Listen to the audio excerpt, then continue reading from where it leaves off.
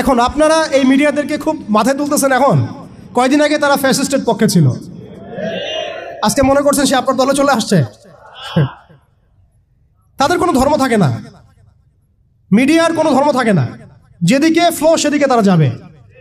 তারা দিনকে রাত বানাতে পারে, রাতকে দিন বানাতে পারে। আজকে আপনাকে জঙ্গি বলতে পারে, কালকে আপনাকে ফ্রিডম ফাইটার বলতে পারে। আজকে যদি দেখে এইসব ওয়ার্ডগুলো এই সিস্টেমের এগেনস্টে যাচ্ছে, তখন আমাদেরকে তারা ট্রেস করবে, তারা উগ্র, তারা মৌলবাদী, তারা জঙ্গিবাদী কর্মকাণ্ড করতেছে। নাউযুবিল্লাহি মিন যালিক। ঠিক আছে, কিন্তু যদি দেখা যায় কালকে তারাই আবার বিজয়ী হয়ে গেছে, তখন তাদেরকে আবার তারা হাইলাইট করবে এবং তাদের পেজগুলো, নিউজ কভারেজগুলো ভরে যাবে। অতএব মূল জায়গায় থাকেন, তাদেরকে দিয়ে কিছু যায় আসে না। ইসলামের আহলুন নিফাকদেরকে দিয়ে কিছু যায় আসে না। আমি একটা পয়েন্ট টাচ করতে গিয়ে জায়গায় এসেছি যে দেখেন, আমাদের ওই উম্মার ওই গৌরবান্বিত সময়টাকে স্মরণ করেন। আমরা কোথায় ছিলাম এবং এখন কোথায় আছি, মাঝখানের এই রাস্তাটাতে ওরা আমাদেরকে কিভাবে ডমিনেট করলো, কোন কোন জায়গায় তারা আমাদেরকে মারলো। তারা কিন্তু আমাদেরকে ভাতে মারলো, অর্থনীতির মধ্যে মারলো, রাজনীতির মধ্যে মারলো, সংস্কৃতির মধ্যে মারলো, তরুণ প্রজন্মের মধ্যে মারলো। তারা আমাদেরকে কিন্তু বেপরদামি দিয়ে মারলো, পর্নোগ্রাফি দিয়ে মারলো, মিডিয়া দিয়ে মারলো, প্রযুক্তি দিয়ে মারলো। প্রযুক্তির কথাটা না বললেই না, সিস্টেম এমনভাবে তারা আপডেটেড করেছে যে একটা জায়গায় সামরিক অভিযানের প্রয়োজন নাই তাদের। এখন এআই টেকনোলজি দিয়ে তারা ঘরে বসে কিবোর্ডের ক্লিকের মধ্য দিয়ে আমাকে এখানে শুট করতে পারে। এখন রাইট নাও আমরা কিছু করতে পারবো না। এবার আমাদের কোনো প্রতিরক্ষা ব্যবস্থা নাই। আপনি কোথায় বসে আছেন ওইখানে আপনাকে শুট করা সম্ভব। প্রযুক্তি এমন জায়গায় নিয়ে গেছে তারা। আপনি মুসলিম কান্ট্রিগুলোর অবস্থা দেখেন।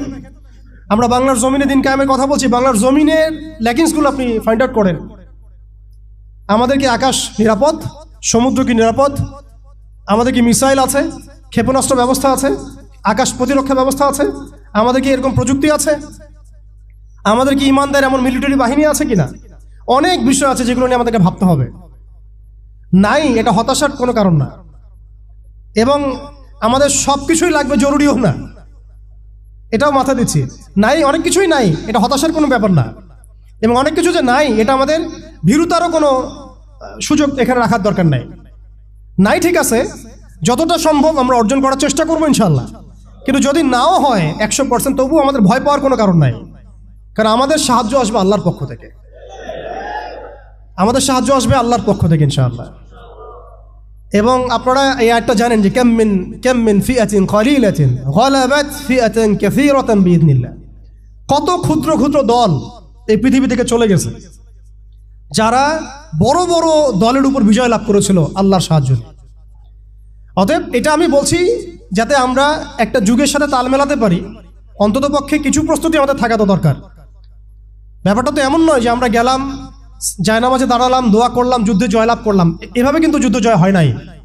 আপনারা বদরের যুদ্ধের ইতিহাস যদি পড়েন দেখবেন, নবী সাল্লাল্লাহু আলাইহি ওয়াসাল্লাম আগের রাত্রে গিয়েছেন, বৃষ্টি হয়েছে, জায়গা দখল করা হয়েছে, আমরা কূপ দখল করেছি যাতে পানি আমাদের কাছে থাকে, সৈন্য বিন্যাস করা হয়েছে, যতটা ট্যাকটিক নেওয়ার প্রয়োজন সব আমরা নিয়েছি। তারপরে দোয়া, সুবহানাল্লাহ, দোয়া হতে হতে হতে হতে কাঁধ থেকে চাদর পড়ে যাচ্ছে।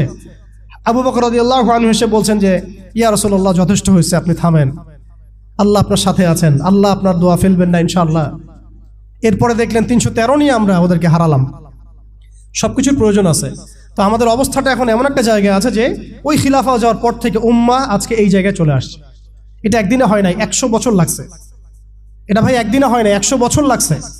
ওরা 100 বছর মেয়াদি প্ল্যান করেছিল, আরো বেশি প্ল্যান করেছে ওরা তো প্ল্যান করেছে পুরো প্যালেস্টাইনের এই হোলি ল্যান্ডটাই তারা দখল করবে। এটা ওদের প্ল্যান, এটা আমরা জানি। জায়নিস্ট প্ল্যান এইটা, ইরাকের ইউফ্রেটিস নদী থেকে একেবারে মিশরের নীল নদ পর্যন্ত ওরা দখল করতে চায়। ওরা শুধু গাজা চায় না, ওরা পুরো হোলি ল্যান্ডটাই চায়। এবং এই জায়গা থেকে তারা মসিহুদ দাজ্জালের শাসন কায়েম করতে চায় এবং তারা পুরো বিশ্বটাকেই ডমিনেট করতে চায়। যারা তার আনুগত্য করবে তাকে তারা খাবার দিবে, বাঁচিয়ে রাখবে, দুনিয়াবি সমৃদ্ধি দিবে। যারাই তাদের এই কুফরের প্রতিবাদ করবে তাদেরকে তারা আস্ত রাখবে না। এটা ওদের প্ল্যান, এটা ওপেন সিক্রেট, সবাই জানে। এদিকে তারা হাঁটছে, এই জন্যই তারা এই কাজগুলো করছে।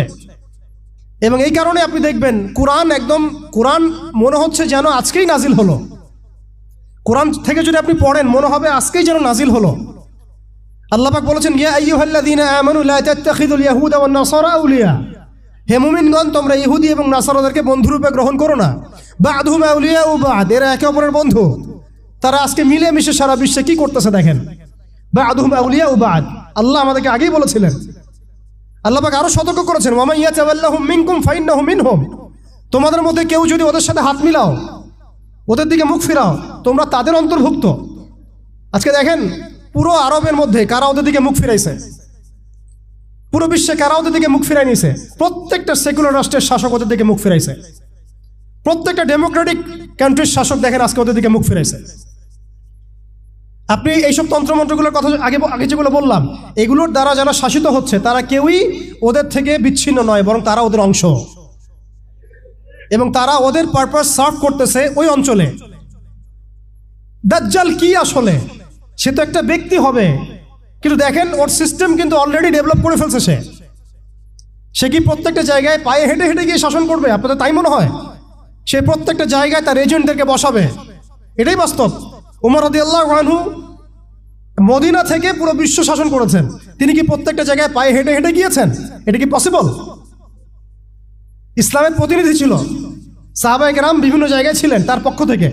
মাসিহুদ দাজ্জাল অনেকটা সেম কাজ করতে পারে। দেখুন খেয়াল করে, সে তার অনুসারীদেরকে সব জায়গায় বসিয়ে দিয়েছে, সবাই তার ভাষায় কথা বলছে। বিবিসি, CNN তারা যে ভাষাগুলো চয়ন করে সেই ভাষায় আমাদের রিপোর্ট করা হয়। ওরা যে মিডিয়াগুলো, FBI, ওরা যে রিপোর্টগুলো প্রদান করে, ওই রিপোর্টের আলোকে আমাদের এখানে প্রশাসনিক বাহিনী কাজ করে। তারা যেভাবে ফাংশন করে সেইভাবে কাজ করা হয়। পুরো বিশ্বটা যেন একটা সিস্টেমের মধ্যে নিয়ে আসা হয়েছে। এটাই হচ্ছে একটা দাজ্জালি ওয়ার্ল্ড অর্ডার। এই ওয়ার্ল্ড অর্ডারটাই তারা ফাংশন করেছিল আমাদের খেলাফতটাকে অ্যাবলিশ করার পরে। এই কারণে আমাদের এইখানে প্রশ্ন উঠতেছে যে উম্মার পুনর্গঠন কেন দরকার, কিভাবে সম্ভব? আগে আমাদেরকে বুঝতে হবে যে কোন জায়গায় আমরা চলে আসছি, কোন জায়গা থেকে। এখন কি আমাদের ঈর্ষা হচ্ছে না যে আমরা কোন জায়গায় ছিলাম? এখন কি আমাদের খারাপ লাগছে না যে আমরা আসলে কোন জায়গায় ছিলাম, আজকে কোন জায়গায় আছি? অনেস্টলি স্পিকিং আপনি বলেন, আজকে যদি গাজায় 1000টা শিশুকে হত্যা করে আমি কি করতে পারবো? আমরা কি বুঝতে পারছি আমরা কোন জায়গায় আসছি? আর স্মরণ করেন সেই সময়ের কথা যখন একটা মুসলিম যুবতীর উপর চোখ তুলে তাকানোর অধিকার কারো ছিল না, এই ক্ষমতা কারো ছিল না। চোখ তুলে ফেলতাম একেবারে আমরা। ঘরের ভিতরে যদি বাহির থেকে কেউ তাকাতো অন্যায়ভাবে, চোখ উপড়ায় ফেলতাম আমরা। একটা মুসলিম রমণীর সম্ভ্রমহানি করা হয়েছিল এই সাবকন্টিনেন্টে, এই সিন্ধুতে, মনে আছে আপনাদের?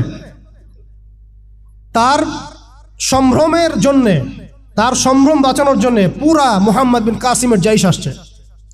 আমি কি চিন্তা করতে পারছি আমরা কোন জায়গায় ছিলাম? আজকে আপনি দেখলেন রেলে একটা মেয়ে যাচ্ছে ইন্ডিয়াতে, তার নিকাব খুলে ফেলা হলে কেউ কিছু করতে পারলো না। ওরা জোরে জোরে বলছে, বল বল জয় শ্রীরাম, বল, তারপর ছাড়বেন। আউযুবিল্লাহি মিন যালিক। বল জয় শ্রীরাম, তারপর ছাড়বো তোকে। বল মোদিজি কি জয়, তারপর ছাড়বো তোকে।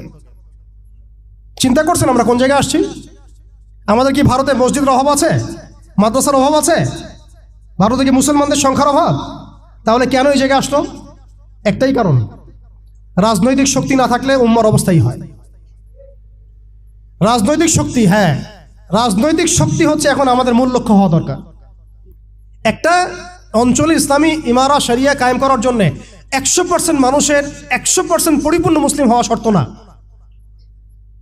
জি, বরং একটা অঞ্চলের মানুষের মধ্যে যদি মুসলিমের মানুষও একদম খালেস মুখলেস হয়, মুত্তাকি হয়, পরহেজগার হয়, ইমানদার হয়, একদম সিরাতের আদলে সব সুন্নাহগুলো মেনে চলে, ওই গুটি কয়েক মানুষের দ্বারা ইনশাআল্লাহ একটা বড় অঞ্চলে খেলাফত প্রতিষ্ঠা করা সম্ভব।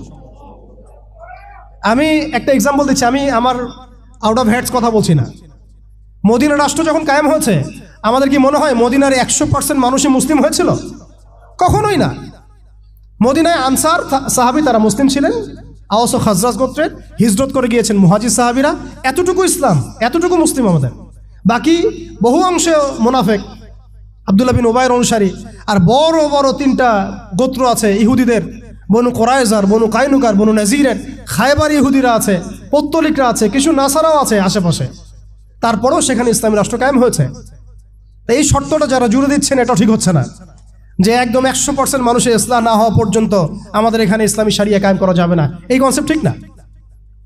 বরং আপনি দেখেন, একটু খেয়াল করে দেখেন, একটা এক্সাম্পল দিই, জুলাই অভ্যুত্থান, ঠিক আছে, এই সময় মাঠে ময়দানে ছিল সব মিলায় ধরেন 20% মানুষ এই বাংলাদেশের, বাকি 80% মানুষ ঘরেই ছিল, আজও ঘরে আছে, শরিয়া কায়েম হলেও ঘরেই থাকবে।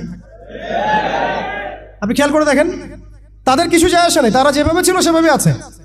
আগে ছিল একটা শাসন, তাদের কাছে মনে হচ্ছে এখন আরেকটা শাসন আসবে। তাদের চিন্তায় তো এতটুকু, চিন্তার লিমিটেশন এতটুকুই, একজন গেছে আরেকজন আসবে, এক তাগুত গেছে আর এক তাগুত আসবে, মদের বোতল চেঞ্জ হবে, মদ সেম থাকবে, ওদের চিন্তাটা এমনই। তো এত মানে আমাদের কঠোর চিন্তার প্রয়োজন নাই যে 100% মানুষ মুসলমান পরিপূর্ণ না হওয়া পর্যন্ত শরিয়া কায়েম হবে না। না, আমি এই পয়েন্টটাতে একটু সময় নিয়ে নিলাম। দেখেন ভারতের অবস্থাটা আমাদেরকে খুব পীড়া দিচ্ছে। ভারতের অবস্থা আমাদেরকে অনেক পীড়া দিচ্ছে না? এটা দেওয়ার পরেও কিন্তু আমি কিছু করতে পারছি না। এটা যদি আল্লাহ না করুক যদি এটা বাংলাদেশে হয়, আল্লাহ না করুক এটা যদি বাংলাদেশে হয়, তখন আপনার ফতোয়া কি হবে, আমাদের ফতোয়া কি হবে, এটা আমাদের এখন স্পষ্ট করা উচিত। এবং যেটার আশঙ্কা আমরা করি সেটার প্রিপারেশন কেন আমরা নিব না? যেটার আশঙ্কা আমরা করি বা যেটা আমরা বুঝতে পারছি এটা হতেই পারে, অসম্ভব কিছু না, তাহলে তার প্রিপারেশন আমরা কেন রাখবো না? এটা আমার প্রশ্ন আর কি। ভারতের মুসলিমরা কি কখনো ভেবেছিল আজকে থেকে 10 বছর আগে এমনটা হবে? ওয়াকফ বিলের মাধ্যমে আমাদের সব সম্পত্তি তারা গ্রাস করে ফেলবে, কেউ কি ভাবছে? আচ্ছা, আমাকে একটা প্রশ্নের উত্তর দেন। আগামীকাল যদি দারুল উলুম দেওবন্দ তারা দখল করে ফেলে, বলেন, আগামীকাল যদি তারা বলে দারুল উলুম দেওবন্দ আমাদের, এখান থেকে বের হও সবাই, কি করবেন আপনারা? না, আমরা কি করব? ফতোয়া কি আসবে? কোন স্ট্রং ফতোয়া আসবে কিনা? সেটাকে প্রতিহত করার জন্য আমাদের জীবন দেওয়ার প্রশ্ন আসবে কিনা? এটাই তো কথা। যদি হ্যাঁ হয়, তাহলে আজকে আমরা ভারতের মুসলমানদেরকে মৃত্যুর হাতে ছেড়ে দিচ্ছি কিভাবে? আর যদি না হয় তাহলে তো কিছু বলার নাই। মানে আমাদের সামনে রাস্তা তো দুইটা, হয় তাদের সামনে, আমাদের বলতে আমি তাদেরকে আমাদের অন্তর্ভুক্ত করে বোঝাচ্ছি, তাদের সামনে রাস্তা দুইটা, হয় এখন তাদের মার খেয়ে মরবে জিল্লতির সাথে, থুতু চাটাচ্ছে তারা রাস্তায়, আমাদের মুসলিম ভাইদেরকে তারা থুতু চাটাচ্ছে রাস্তায়, মেয়েদেরকে নগ্ন করতেছে, বাড়িঘর জ্বালাই দিচ্ছে, মসজিদ ভেঙে দিচ্ছে, মাদ্রাসা দখল করতেছে, গরুর গোশত নিয়ে গেলে পিটায় মেরে ফেলতেছে, বাবার সামনে মেয়েকে ধর্ষণ করতেছে। সবচেয়ে বড় কথা, আমাদের নিরপরাধ ভাইদেরকে তারা একটা ইস্যু ক্রিয়েট করে হত্যা করতেছে। এটা একটা জেনোসাইড, গাজার মতোই একটা অবস্থা তারা সৃষ্টি করছে ভারতে, কাশ্মীরে। এখন কথা হচ্ছে তাদের সামনে অপশন কয়টা? হয় তারা এই জিল্লতিগুলো সহ্য করে এভাবে লাঞ্ছনার মৃত্যু মরবে, অথবা প্রতিহত করে শাহাদাতের মর্যাদায় মারা যাবে, শহীদ হবে। এর বাইরে কোনো রাস্তা আছে কিনা? এখন আমরা যদি আমাদের পার্শ্ববর্তী অঞ্চল সম্পর্কে সচেতন থাকি, তাহলে আমাদের অভ্যন্তরীণ বিষয়গুলো সম্পর্কে আমাদের সচেতন থাকা উচিত কি উচিত না? আমাদের উম্মার ফিকির অনেক গভীর, এই জন্য আমি বলেছিলাম শুরুতে অনেক কথা আছে। আসেন একটু শেষ করি, অনেক লম্বা হয়ে যাবে আপনাদের। প্রিয় ভাইরা, অবস্থাটা শুধুমাত্র আধ্যাত্মিক না, মানে ক্রাইসিসটা একটু বুঝেন, ক্রাইসিসটা শুধুমাত্র ইমানের ক্রাইসিস না, ক্রাইসিসটা শুধুমাত্র আমাদের সংখ্যার না, মানে আমাদের মসজিদের মাদ্রাসার না, আমাদের শুধু মিডিয়া নিয়ে সমস্যা না, শুধু প্রযুক্তি নিয়ে সমস্যা না, আমাদের ইন টোটাল ব্যক্তি জীবন থেকে নিয়ে পলিটিক্যাল সিস্টেম পর্যন্ত প্রত্যেকটা ডিপার্টমেন্টেই আমাদের উম্মাগত সমস্যা। তার মধ্যে সবচেয়ে বড় জায়গাটাই হচ্ছে আমরা আমাদের ওই রাজনৈতিক সে ক্ষমতা ওইটা হারাই ফেলছি আর কি। আল্লাহ পাক আমাদের সবাইকে উম্মার সেই হারানো জায়গায় ফিরে যাওয়ার তৌফিক দান করেন।